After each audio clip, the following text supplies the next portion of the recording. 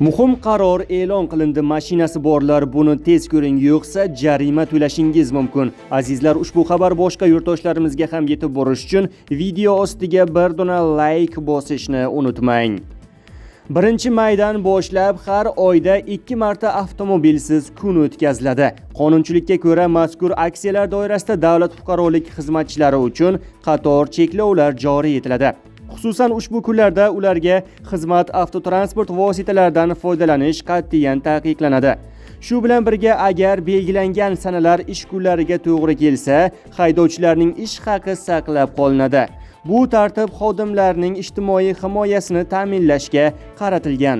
Mutaxassislar fikricha, avtomobilsiz kun aksiyasi shaharlarda havo ifloslanishini kamaytirish, jamoat transportidan foydalanishni rag'batlantirish hamda aholi orasida ekologik madaniyatni oshirishga xizmat qiladi.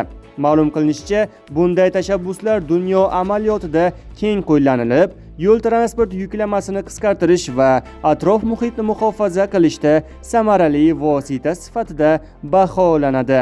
Azizlar, ushbu qaror siz uchun foydalimi? O'z fikr-mulohazangizni kommentariyada qoldirishni unutmang.